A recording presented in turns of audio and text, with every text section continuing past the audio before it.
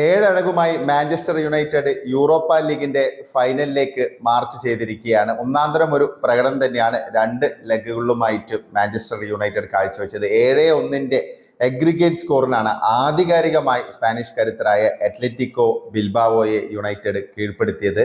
ഇപ്പോൾ സെക്കൻഡ് ലെഗിലും ഒട്ടും മോശമാക്കാൻ യുണൈറ്റഡ് തയ്യാറായില്ല. കാരണം ഗോൾ നേടാൻ കുറച്ച് വൈകിയെങ്കിൽ പോലും അവസാനം സെക്കൻഡ് ഹാഫിൽ ആ ഒരു മാറ്റങ്ങളൊക്കെ കൊണ്ടുവന്നതിന് ശേഷമുള്ള ഒരു ഇമ്പാക്റ്റ് വളരെ വലുതായിരുന്നു. അങ്ങനെ 4-1 സെക്കൻഡ് ലെഗിൽ ഓൾഡ് ട്രഫോർഡിൽ അത്ലറ്റിക്കോ ബിൽബാവോയെ യുണൈറ്റഡ് തകർത്തത്. ആദ്യ ലെഗിൽ നമുക്കറിയാം 3-0 ആധികാരിക വിജയം അവരുടെ സ്റ്റേഡിയത്തിൽ പോയി യുണൈറ്റഡിന് നേടാൻ സാധിച്ചിരുന്നു. അപ്പോൾ എന്തായാലും വളരെ പ്രോമിസിംഗ് ആയിട്ടുള്ള ഒരു റിസൾട്ടാണ് വന്നിരിക്കുന്നത്. കാരണം ഇനിയിപ്പം യൂറോപ്പ ലീഗിന്റെ ഫൈനൽ കളിക്കാൻ പോവുകയാണ്. ഇന്ത്യൻ സമയം മെയ് 22 ഇന്ത്യൻ സമയം പുലർച്ചെ 12:30 അത്ലറ്റിക്കോ ബിൽബാവോയുടെ ഹോം സ്റ്റേഡിയത്തിലാണ് പോരാട്ടം. ബിൽബാവോ ജയിക്കുകയാണെങ്കിൽ അവർക്ക് അവരുടെ സ്റ്റേഡിയത്തിൽ കളിക്കാനുള്ള ഒരു അവസരം ഉണ്ടായിരുന്നു. എതിരാളികൾ മറ്റാരുമല്ല, ടോട്ടൻഹാം.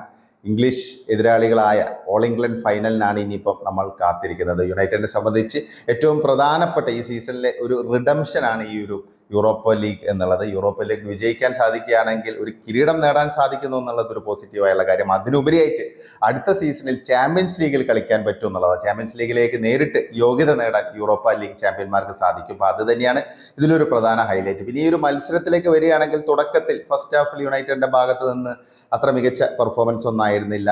അത്ലറ്റിക്കോ ബിൽബാവോയെ ആയിരുന്നു ഡൊമിനേറ്റ് ചെയ്തിരുന്നത്. അവരങ്ങനെ 31-ാം മിനിറ്റിൽ ഒരു ഒന്നാന്തരം ഒരു ഗോളിലൂടെ ജോർ റെഗിസറിന്റെ ആ ഒരു ലോങ് റേഞ്ചർ ഗോളിലൂടെ അവർ മുന്നിലെത്തുകയും ചെയ്തു. അതിന് മുമ്പ് ബെരംഗറിന് ഒരു ചാൻസ് ഉണ്ടായിരുന്നു. യുണൈറ്റഡിനെ സംബന്ധിച്ച് പറയാൻ ഗർനാച്ചോയ്ക്ക് 2 നല്ല ചാൻസസ് ഫസ്റ്റ് ഹാഫിൽ ലഭിച്ചു. പക്ഷെ രണ്ടും അദ്ദേഹം പാഴാക്കി എന്നുള്ളതാണ്.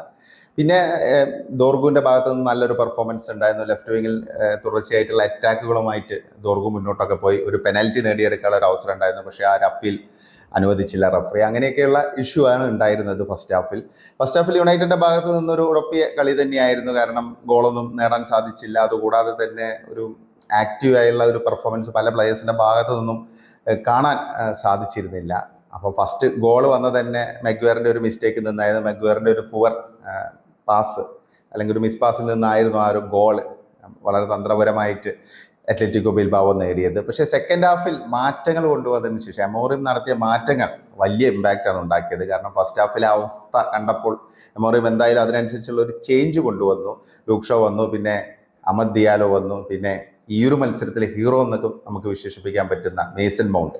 ഇവർ 3 പേരും എത്തിയതിനു ശേഷം കളിയുടെ ഗതിയാകെ മാറി. തുടർച്ചയായിട്ടുള്ള അറ്റാക്കുകളൊക്കെ കാണാൻ നമുക്ക് സാധിച്ചു. അങ്ങനെ കാത്തിരിപ്പിന് ശേഷം ഒരു ഗോളിന് പിന്നിൽ നിന്ന് കാത്തിരിപ്പിന് ശേഷം 72-ാം മിനിറ്റിലാണ് ഈക്വലൈസർ യുണൈറ്റഡ് നേടുന്നത്. അതും ഒന്നാന്തരം ഒരു ഗോള്. എന്താണ് മേസൺ മൗണ്ട് എന്നുള്ള പ്ലെയറിന്റെ ബ്രില്യൻസ് നമുക്ക് വീണ്ടും കാണിച്ചു തരുന്ന ഒരു ഗോൾ തന്നെയായിരുന്നു. ലെനി യോറോ ബോക്സിനുള്ളിലേക്ക് കുതിച്ചു കയറി നൽകിയ പന്താണ് ഒന്ന് ടേൺ ചെയ്ത് ഒന്നാന്തരം ഒരു കേളിംഗ് ഷോട്ടിലൂടെ മേസൺ മൗണ്ട് സ്കോർ ചെയ്തത്. മേസൺ മൗണ്ടിനെ എന്തുകൊണ്ട് യുണൈറ്റഡ് 60 മില്യൺ പൗണ്ടൊക്കെ കൊടുത്ത് സൈൻ ചെയ്തു എന്നതിൻ്റെ ഒരു ഉദാഹരണം കൂടിയായി മാറി. കാരണം ആ ഒരു ബാഡ് ലക്ക് എന്നുള്ള ഒരു ഫേസ് മറികടന്ന് ഒരു സ്ഥിരം പ്ലെയർ എന്നുള്ള രീതിയിലേക്ക് മാറാൻ സാധിക്കുകയാണെങ്കിൽ മേസൺ മൗണ്ട് വളരെ പ്രോമിസിംഗ് ആയുള്ള ഒരു പ്ലെയർ തന്നെയായിരിക്കും യുണൈറ്റഡിന് എന്ന് വീണ്ടും തെളിയിച്ചിരിക്കുകയാണ്. അതിനുശേഷം 79-ാം മിനിറ്റിൽ രണ്ടാമത്തെ ഗോൾ വന്നു. കാസിമറോ വീണ്ടും ഒരു ക്ലെവർ ഹെഡറിലൂടെയാണ് ഗോൾ നേടിയത്. ബ്രൂണോ ഫെർണാണ്ടസിന്റെ ഫ്രീ കിക്കിൽ നിന്നായിരുന്നു കാസിമറോയുടെ ഗോള്. കാസിമറോ ആണെങ്കിൽ കഴിഞ്ഞ മത്സരത്തിലും സ്കോർ ചെയ്യുന്നു. ഇപ്പോൾ തുടർച്ചയായിട്ടുള്ള രണ്ടാമത്തെ യൂറോപ്പ ലീഗ് മത്സരത്തിലും അദ്ദേഹം സ്കോർ ചെയ്തിരിക്കുകയാണ്. പിന്നെ 85-ാം മിനിറ്റിൽ റാസ്മുസ് ഹോയ്ലൻഡ് ഒടുവിൽ ഗോൾ നേടി. ഹോയ്ലൻഡിന്റെ ആ ഒരു ഗോൾ എന്ന് പറഞ്ഞാൽ മാഞ്ചസ്റ്റർ യുണൈറ്റഡ് യുവനിരയുടെ ഒരു ടീം എഫേർട്ടിന്റെ റിസൾട്ടായിരുന്നു. പാട്രിക് ദോർഗുവും അമദും ലെനി യോറോയും എല്ലാം ഇൻവോൾവ് ചെയ്ത ഒരു ഗോളായിരുന്നു. ലെനി യോറോ ആണ് ആ ഒരു ബോൾ മുന്നോട്ട് കൊണ്ടുവന്ന് നേരെ ദോർഗുവിന് നൽകിയത്. ദോർഗു അത് അമദിന് പാസ് ചെയ്തു. അമദിന്റെ ഒരു ഗംഭീര ക്രോസ് ജസ്റ്റ് ഒന്ന് കാല് വെച്ച് കൊടുക്കേണ്ട ഒരു സാഹചര്യമേ ഉണ്ടായിരുന്നുള്ളൂ റാസ്മുസ് ഹോയ്ലൻഡിന്. അങ്ങനെ ഹോയ്ലൻഡിനും സ്കോർ ചെയ്യാൻ സാധിച്ചു. യുണൈറ്റഡ് 3ാമത്തെ ഗോൾ നേടി. അങ്ങനെ അഗ്രിഗേറ്റ് സ്കോറിൽ യുണൈറ്റഡിനെ സംബന്ധിച്ച് 6-1. പക്ഷെ അതുകൊണ്ടും തീർന്നില്ല. കാരണം ഗോൾ പട്ടിക പൂർത്തിയാക്കിയത് സ്റ്റോപ്പേജ് ടൈമിലായിരുന്നു. 91-ാം മിനിറ്റിൽ വീണ്ടും മേസൺ മൗണ്ടിന്റെ ഒരു ബ്രില്യൻസ് സെന്റർ, അതായത് ഗ്രൗണ്ടിന്റെ സെന്ററിൽ നിന്ന് ഒരു കിഡിലൻ ലോങ് റേഞ്ച് ഗോൾ. ഒന്നും പറയാനില്ലാത്ത ഒരു സ്ട്രൈക്ക് തന്നെയായിരുന്നു അത് മേസൺ മൗണ്ടിൻ്റേത്.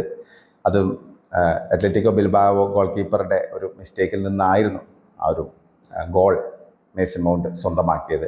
അപ്പോൾ ഒന്നാന്തരം ഒരു പെർഫോമൻസ് തന്നെയാണ്. ഇപ്പം മറ്റ് സ്റ്റാറ്റ്സും അല്ലെങ്കിൽ തുടക്കത്തിലെ പാളിച്ചകൾ അല്ലെങ്കിൽ ഉഴപ്പിയ കളി എന്നൊക്കെ നമുക്ക് വിശേഷിപ്പിക്കാൻ പറ്റുമെങ്കിലും റിസൾട്ട് ഉണ്ടാക്കാൻ യുണൈറ്റഡിന് സാധിച്ചു എന്നുള്ള 4 ഗോളുകൾ നേടി മൊത്തം 7-1 ഒരു ആധികാരിക വിജയമാണ് അത്ലറ്റിക് ക്ലബിനെതിരെ നേടിയത്. അത്ലറ്റിക് ക്ലബ്ബ് അത്യാവശ്യം നല്ല പെർഫോമൻസ് ലാലിഗയിൽ കാഴ്ചവെക്കുന്ന ടീമാണ്. അവരുടെ ഒരു ഹിസ്റ്ററിയൊക്കെ നമുക്കറിയാം. വളരെ പോരാട്ടവീര്യമുള്ള ബാസ്ക് കൺട്രിയിൽ നിന്നുള്ള ഒരു ക്ലബ്ബാണ്. അവർക്ക് ചെറിയ പ്രശ്നങ്ങളൊക്കെ ഉണ്ടായിരുന്നു, കാരണം അവരുടെ പല താരങ്ങളുടെ അഭാവം ഉണ്ടായിരുന്നു, പ്രത്യേകിച്ച് വില്യം സഹോദരന്മാരുടെ അഭാവമൊക്കെ ഉണ്ടായിരുന്നു. പക്ഷെ അങ്ങനെയാണെങ്കിലും യുണൈറ്റഡ് ഒരു ഗംഭീര ഒരു പെർഫോമൻസ് തന്നെയാണ് ടോട്ടലി പുറത്തെടുത്തിരിക്കുന്നത്. ഇനിയിപ്പം എന്തായാലും ഫൈനലാണ്, ടോട്ടൻഹാമുമായിട്ടാണ് പോരാട്ടം.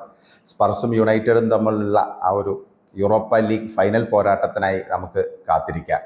നിങ്ങൾക്ക് എന്ത് തോന്നുന്നു മാഞ്ചസ്റ്റർ യുണൈറ്റഡിന്റെ ഈ ഒരു പ്രകടനത്തെ? ഇതൊരു വലിയ ആശ്വാസമല്ലേ? ഈ ഒരു സീസണിലെ റിഡംഷൻ എന്നൊക്കെ നമുക്ക് പറയാൻ പറ്റുന്നൊരു പെർഫോമൻസ് തന്നെയല്ലേ യുണൈറ്റഡിന്റെ ഭാഗത്ത് നിന്നുണ്ടായിരിക്കുന്നത്? നിങ്ങളുടെ അഭിപ്രായങ്ങൾ കമൻ്റായി രേഖപ്പെടുത്തണേ.